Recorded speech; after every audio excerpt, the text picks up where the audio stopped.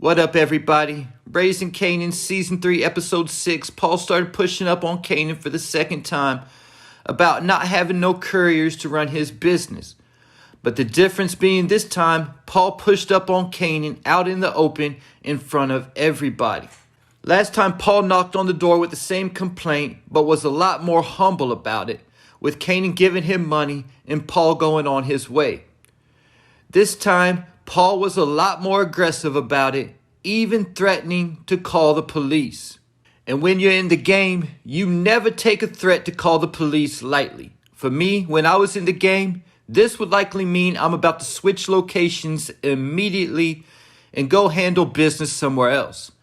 But this being the Power universe, if you threaten to call the cops, you can bet your Christmas is about to be canceled.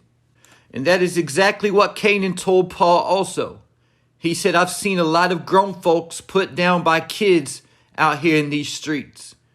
And that was enough to get Paul to back off and humble himself again and tell Kanan he just needed a couple of delivery boys. Kanan sent 2 couriers to make some deliveries for Paul, one being the kid who I suspect to be Ghost, who told Kanan that they wasn't trying to mess with Paul, but they wanted to make some real money.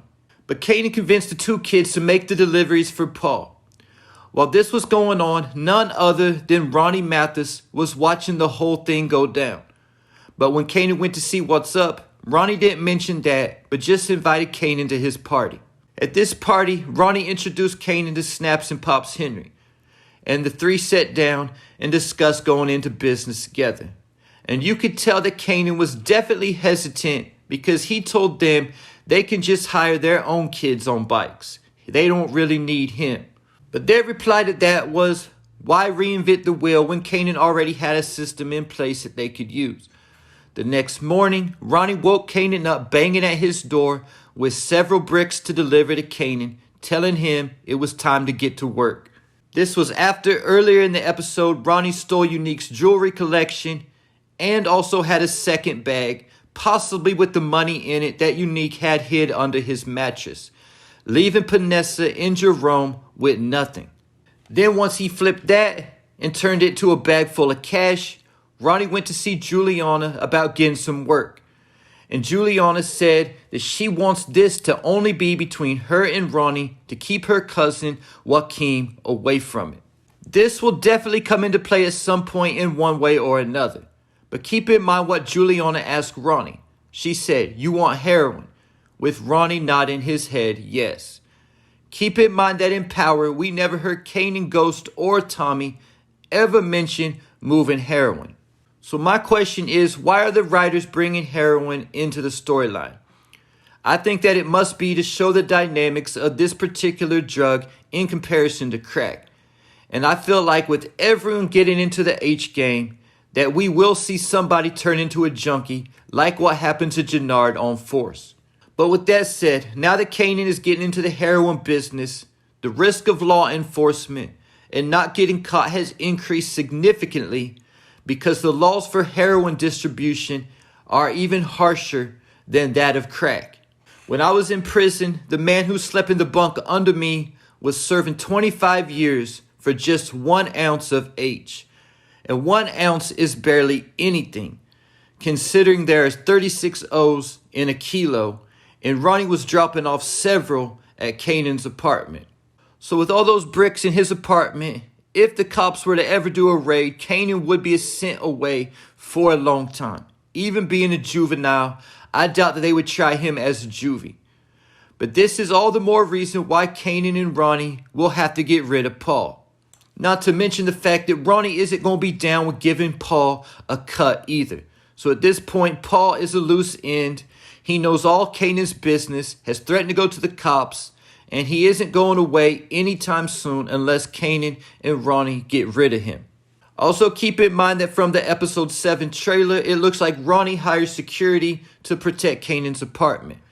This is similar to what Rock had going on in the projects in season 2. This is making sure that nobody breaks into Kanan's spot and steals those bricks. Keep in mind that Snap said that they have to secure their investment. So I think one of the first measures of duty will definitely be Kanan and Ronnie killing Paul.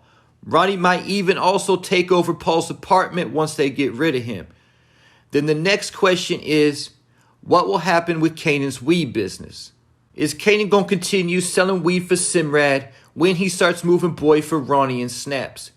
Because he already has the whole infrastructure in place as well as the clientele, while he'll have to find new clientele for the Heroin. So I think that Kanan should keep selling weed too, but we'll see if Ronnie has something to say about that or not. I've said before, when I started selling other product, I never stopped selling weed simply because I already had the clientele in place. Plus, I need to keep it around always anyway because the fact I smoke so much. So with that said, we haven't seen Simrad or his son Romero since the second or third episode of this season. So if Ronnie sees Simrad as competition, he might also want to take out Simrad just like Paul. Getting Me Too Famous returning to his own apartment only to find out that Kanan is now hanging out with Ronnie. The episode 7 trailer shows Ronnie telling Famous that Kanan says he runs his mouth too much, with Famous looking extra scared. Now backtracking about what I said earlier in this video about the writers introducing the Heroin aspect to the show, possibly as an avenue to turn somebody into a junkie.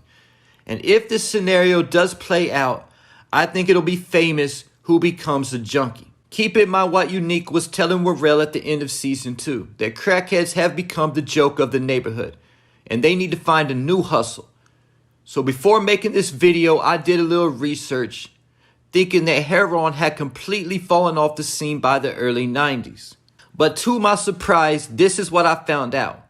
The Heroin use actually began to spike again in the early 90s, and this being the most crazy stat to keep in mind, that the average Heroin user's age at this time was only 19 years old. So it looks like crack became the joke of the neighborhood, like Unique said, but would still remain the predominant drug for the next 15 years.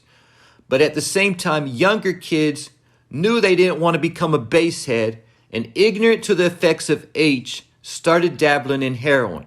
So will Famous die of an overdose? And this is why Kanan names his son after Famous, because he feels partly responsible for Famous's death, similar to what happened between Jukebox and Nicole. And there you have it. Leave your thoughts, theories, and predictions in the comments.